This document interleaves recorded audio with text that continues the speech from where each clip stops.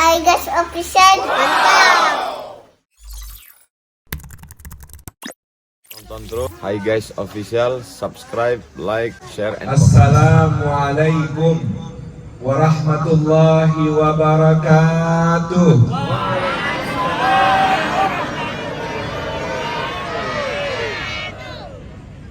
Darussalam, kampung penuh rahmat. Banyak orang pergi mengaji. Kalau salam belum dijawab semangat, mari kita ulang sekali lagi. Assalamualaikum warahmatullahi wabarakatuh.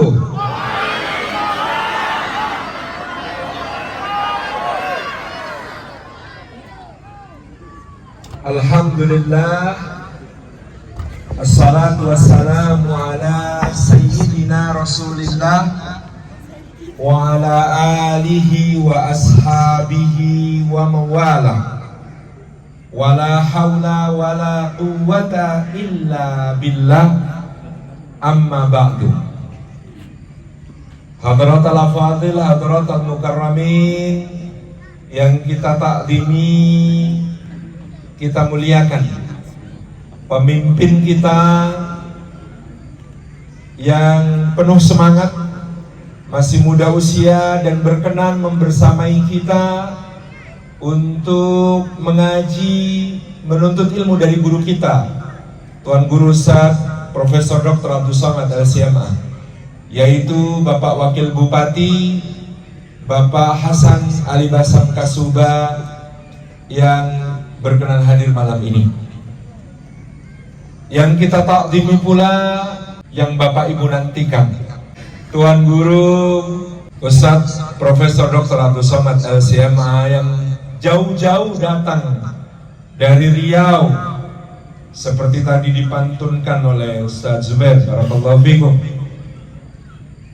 untuk menyapa Bapak Ibu semua di Darussalam Kupal ini, sebuah tempat yang penuh berkah karena disemaikan di sana bibit-bibit para pemikul Al-Quran, para hamalatul Quran oleh UAS versi Kupal, versi Halmahera Selatan.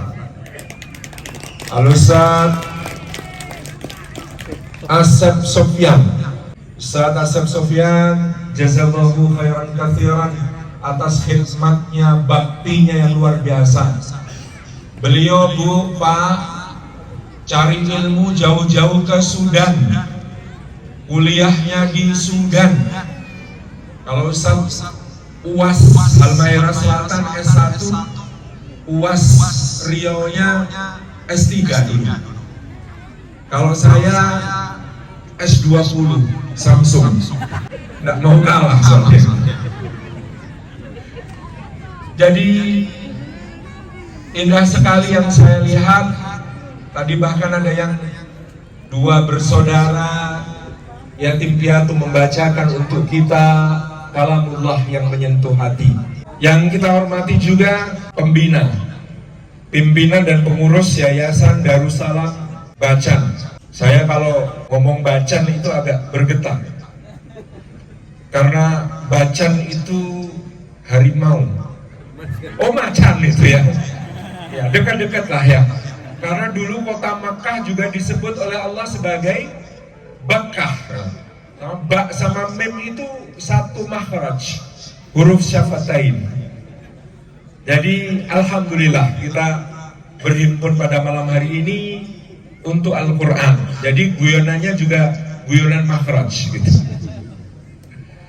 Bapak Ibu yang dirahmati oleh Allah, yang tidak dapat disebut satu persatu, para tokoh masyarakat, para pimpinan lembaga dan ormas, kepala daerah, bukan cuma yang tingkat 2 tapi sampai tingkat 5, tingkat 6 alias ketua RW dan ketua RT. Semuanya yang hadir, saya lihat ibu-ibu, Masya Allah, belum ngantuk, Bu? Tadi saya sudah bahagia ketika MC bilang ini tausiahnya Ustadz Abdul Somad dilanjutkan doa. Alhamdulillah. Gak jadi ngisi. tapi tetap bisa ikut sampai ke sini. Gandulan sorbannya Ustadz Abdul Somad, seneng sekali, tapi kok diralat gitu. Sehingga tetap harus menyampaikan sesuatu. Alhamdulillah, Bapak Ibu yang dirahmati oleh Allah, Al-Quranul Karim Ruhul Hayah adalah ruh kehidupan kita. Orang yang di dalam dirinya menyambungkan ruhnya dengan asal dari ruh itu akan menjadi manusia yang paling kuat dalam kehidupan. Karena ruh kita ini musafir di kehidupan dunia. Dia bukan asli dari bumi, tapi tentu juga bukan dari planet Mars. Ruh kita ini asli dari sisi Allah Subhanahu wa ta'ala di surga. Maka ruh di bumi adalah musafir, tamu, cuma sebentar, perantau untuk mengemban amanah di bumi, ditiupkan oleh Allah ke dalam jasad.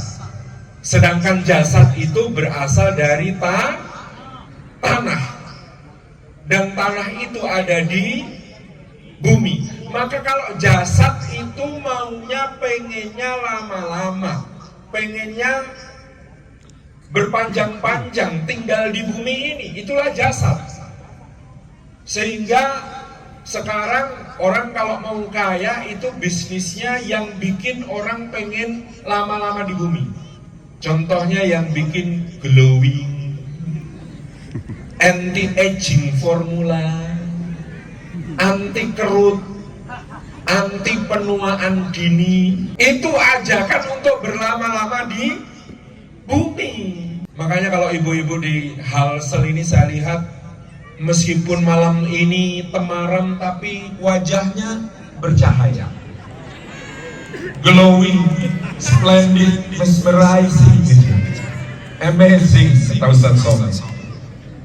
Pasti skincare-nya pakai wudu ya Bu ya. Betul Bu?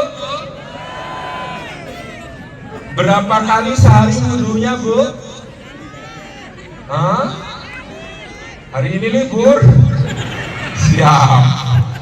Ini peringatan untuk bapak-bapak ya. Jadi bumi narik-narik kita supaya lama-lama tinggal di sini. Jasad narik-narik kita supaya lama-lama di bumi.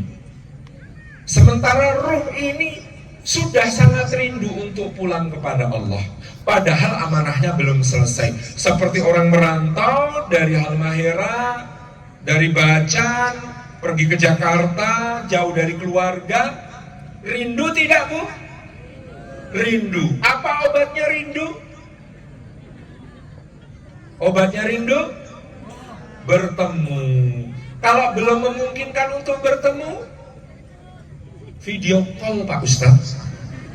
Tapi di sini sinyalnya jelek, maka cuma bisa WA, telepon.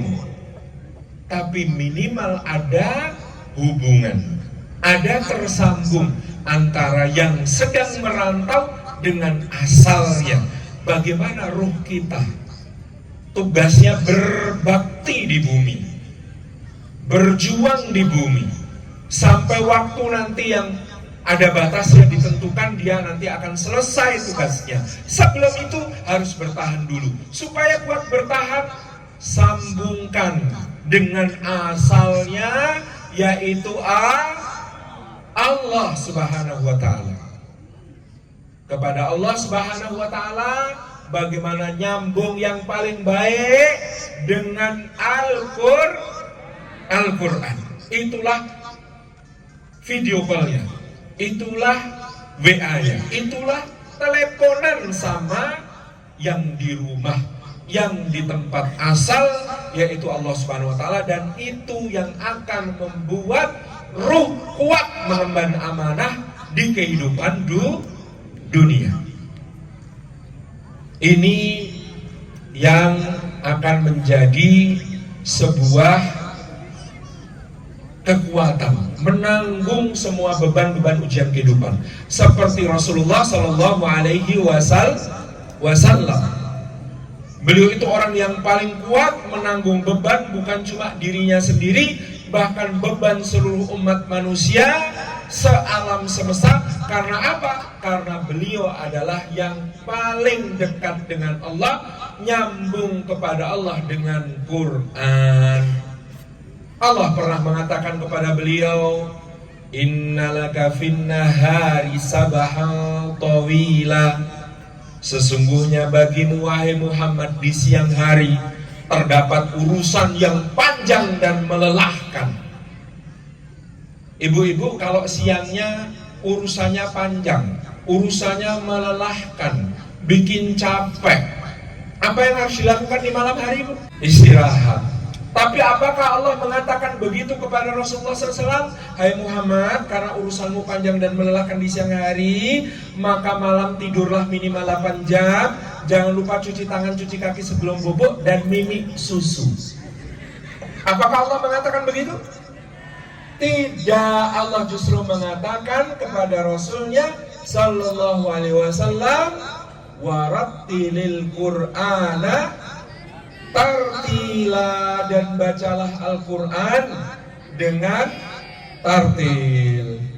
Saya selalu bahagia setiap dimanapun ada pesantren Quran, karena ini menunjukkan bangsa Indonesia sedang menapaki jalan kebangkitan dengan Quran.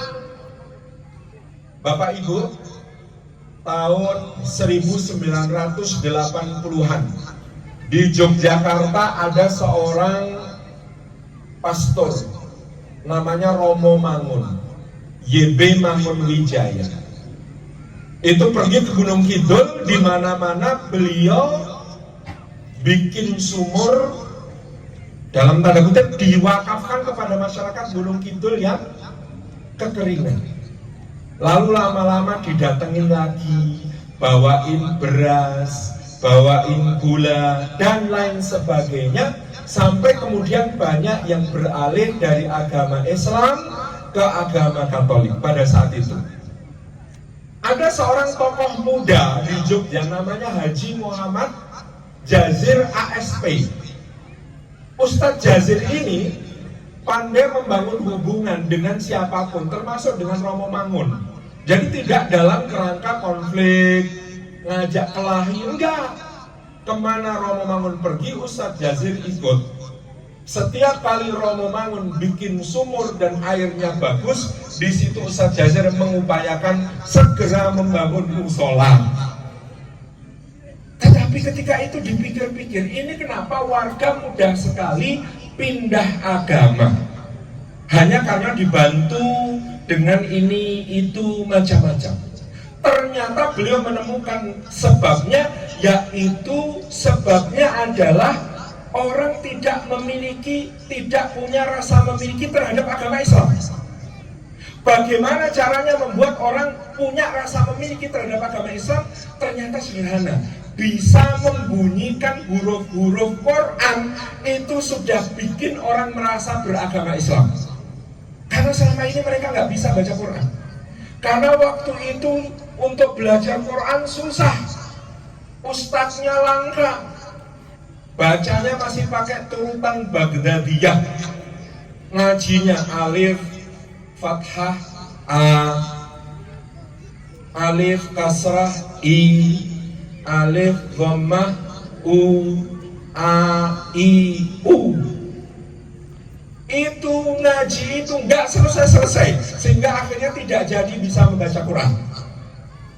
Maka Ustadz Jazir menghadap seorang ulama di kota gede Yogyakarta, namanya Kiai Haji As'ad Humam. Beliau memohon Kiai As'ad Humam menyusunkan satu metode yang cepat dan mudah bisa, bukan baca, membunyikan huruf-huruf Quran. Dari situ sejarahnya lahirlah yang dinamakan Iqra, cara cepat belajar membaca Al-Quran. Jadi Iqra itu memang dibuat bukan untuk membaca Quran secara tartil dalam makna mungkin, tetapi dibuat untuk pertolongan darurat ke desa-desa pada waktu itu. supaya orang desa cepat bisa membaca Quran, supaya bisa membunyikan huruf Quran. Karena apa? Nggak bisa mengenali huruf Quran bikin mereka gampang pindah keyakinan. Jadi dulu metode Iqra itu sejarahnya untuk pertolongan darurat supaya cepat bisa membunyikan huruf Al-Quran. Itu menunjukkan tahun-tahun itu betapa prihatinnya orang mau belajar Quran. Sekarang gampang atau susah belajar Quran? Tempat untuk belajar Quran banyak atau sedikit? Alhamdulillah. Dan sekarang metodenya macam-macam, dimudahkan cara belajarnya. Saya dulu pondoknya tradisional, jadi belajar ilmu tajwid saja pakai nadhoman biar hafal. Sibuk menghafalkan nadhomnya, lupa prakteknya. Jadi dulu belajarnya begini, Bu. Alhamdulillahi wa salla rabbuna ala nabiyil mustafa habibina wa alihi wa sahbihi wa man qara wa haka fi tajwidinat man hurira samaituhu hidayata sibyani arju ilahi ghayata ridwani ahkamu tanwinin wa nunin taskunu indal hijai khamsatun tubayanu idharun idghamun ma'al gunnati au bi ghairiha wal qalbu wal ifa rawaw fathir lada hamzin wa ha'in ha'i wal aini thumma al ghaini thumma al kha'i wadrim bi gunnatin biyan mula idha kana bi kilmatin katunya fambida wadrim bila gunnatin filami wara wal qalbu indal ba'i mimman dhukira. Jadi belajarnya saja sulit. Mohon maaf agak ngaji nadhoman biar meskipun bukan dari Sudan, ya ini lumayan santri. Jazakumullah khairan, demikian dapat kami sampaikan. Kita sudah menunggu-nunggu tausiah Tuan Guru Abdul Somad, betul? Terima kasih. Wassalamualaikum warahmatullahi wabarakatuh. Hai guys official.